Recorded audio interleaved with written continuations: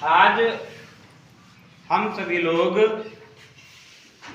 2 अक्टूबर के दिन बिना बस्ते के विद्यालय आए हैं, है ना।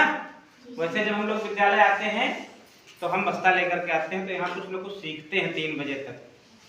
हाँ, आज हम सभी लोग बिना बस्ते के विद्यालय आए हैं। आपके सामने 2 चित्र रखे गए हैं।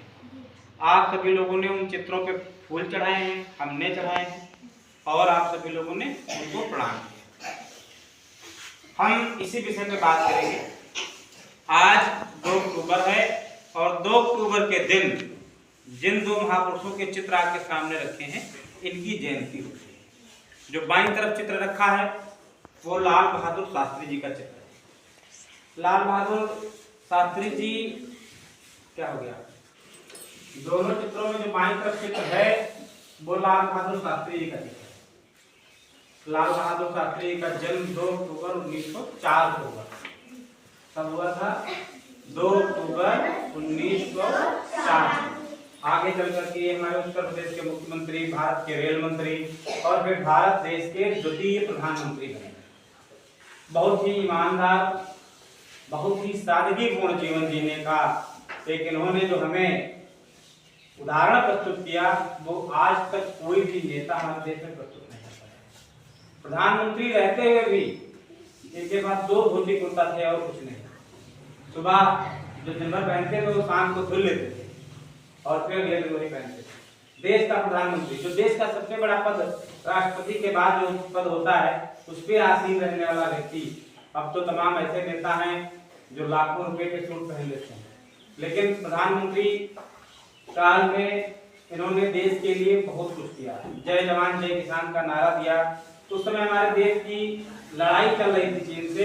हमारे देश के पास पैसा कम था, राशन कम था, खाद्यान्न कम था, तो इन्होंने पूरे देश की जनता से एक अपील की कि हम लोग सप्ताह में अगर एक दिन व्रत रहेंगे, सप्ताह में अगर हम लोग एक दिन व्रत रहेंगे तो 7 दिन का खाना, 7 जैसे एक घर में 10 लोग हैं और 10 लोग एक दिन व्रत रहे तो 10 लोगों का खाना बच गया कि नहीं बच गया? और वो 10 लोगों का खाना जो भूखे लोग हैं 10 लोग उनको मिल जाएगा, और एक दिन व्रत रहने से कोई मरने वाला नहीं है, और 10 लोग जो खाना पा जाएंगे उनकी आत्मा को तृप्ति मिल जाएगी। इस तरह अनाज के क्षेत्र में, खाद्यान्न के क्षेत्र में इन्होंने जो उपलब्धता कम थी उसको पूरा करने का प्रयास किया और हमारे देश के मान सम्मान स्वाभिमान को सुरक्षित किया। हम आज उनकी जयंती के अवसर पर उनको प्रणाम करते हैं और नमन करते हैं, और जीवन में हम ये संकल्प लेने का प्रयास करें कि हम सभी बच्चे जब बड़े होंगे तो लाल बहादुर शास्त्री जी जैसे ईमानदार, सादगीपूर्ण और देश को समर्पित होकर के अपना जीवन यापन करेंगे। उनके दाहिनी तरफ चित्र है राष्ट्रपिता महात्मा गांधी का। हम सभी लोग इनके फोटो को रोज देखते हैं, रुपए पे छपे हैं, आप 10 के नोट लो, 20 के नोट, हर नोट पे छपे हैं कि नहीं छपे हैं? देश के राष्ट्रपिता हैं। इनका जन्म 2 अक्टूबर 1869 को गुजरात के पोरबंदर नामक स्थान पर हुआ था। पिताजी इनके दीवान थे, पैसे वाले थे। बचपन इनका बड़ा आराम से व्यतीत हुआ। पढ़ाई लिखाई विदेश में की, पैसे से वकील बन गए। एक बार ये अफ्रीका में किसी काम के सिलसिले से गए, तो उस समय अफ्रीका भी गुलाम था, तो वहां देखा कि वहां के जो मूल निवासी हैं अफ्रीका के, उनके साथ वहां जो शासन में रहे कितना ज्यादा शोषण कर रहे हैं। इनके दिमाग में ये आया कि ऐसा ही तो हमारे देश में भी होता होगा, क्योंकि हमारा भी देश गुलाम है अंग्रेजों का। और एक अपना नौकरी वोकरी छोड़ करके वहां से चले आए और देश के सत्याग्रह, देश के स्वतंत्रता संग्राम में शामिल हो गए, और विविध आयामों से, विविध प्रकार से देश के लिए इन्होंने लड़ाई का नेतृत्व किया।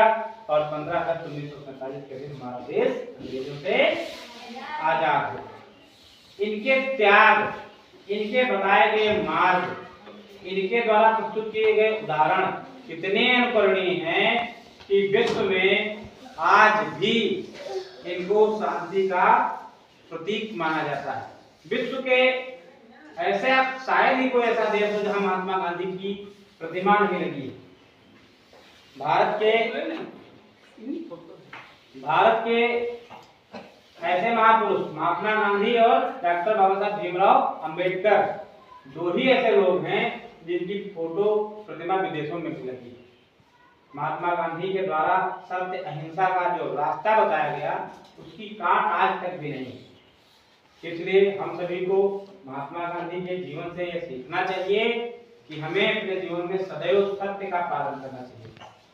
अहिंसा माने किसी के साथ भी झगड़ा नहीं, मारपीट नहीं, गाली गलौज नहीं, किसी की बुराई नहीं, किसी का अपमान नहीं, कुछ नहीं, सबके साथ प्रेम व्यवहार के साथ रह करके और अपना जीवन हम सभी को बिताना।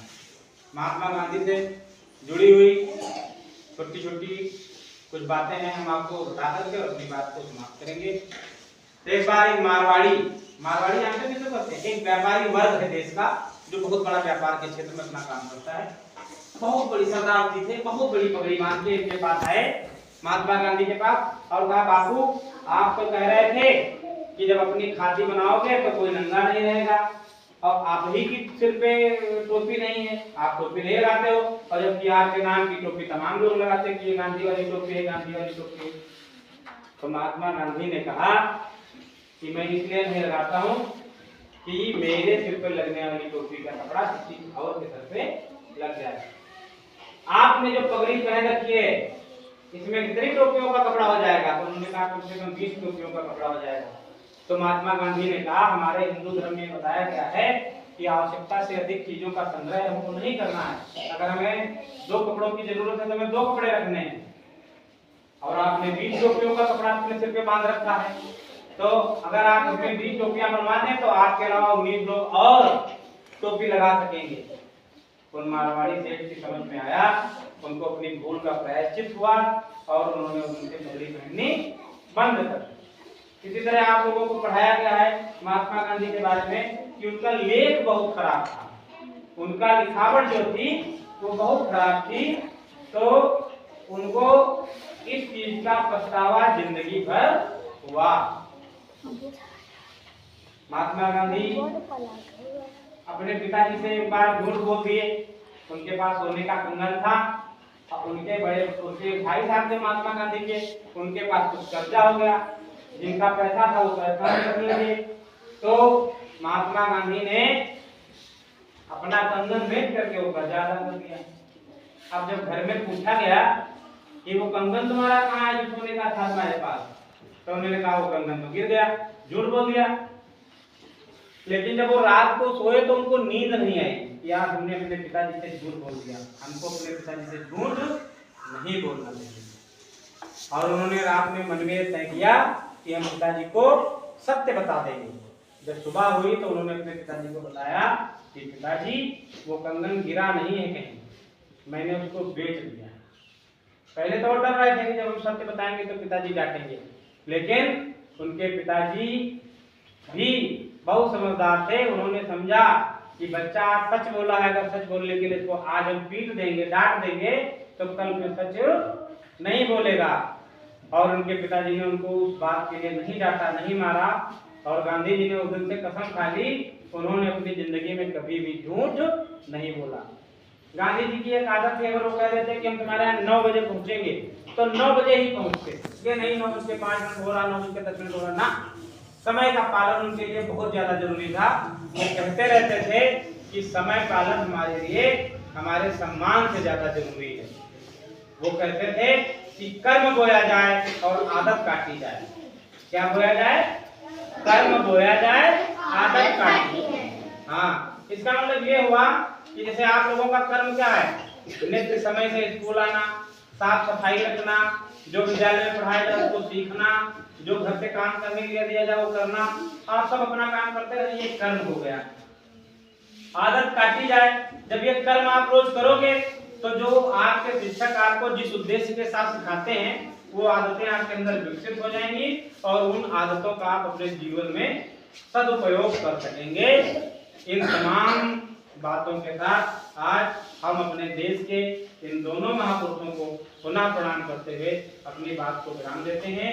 एक बार आप सभी लोग बोलेंगे, भारत माता की जय, भारत माता की जय, महात्मा गांधी बहादुर शास्त्री, लाल बहादुर शास्त्री। आज के दिन को सरकार ने स्वच्छता दिवस के रूप में भी माना है, क्योंकि गांधी जी का प्रयास था कि हमें ना गंदगी करनी है और ना गंदगी किसी को करने देना है। जो गंदगी करे उसको टोकेंगे। तो हम लोग ये संकल्प लें कि हमें अपने आसपास साफ सफाई रखनी है, अपने गांव परिवेश में सफाई रखनी है, अपने विद्यालय को साफ रखना है और साथ ही साथ अपने शरीर को, मन को भी साफ रखना है। आप सभी को बहुत बहुत आशीर्वाद, शुभकामनाएं। जय हिंद, जय भारत।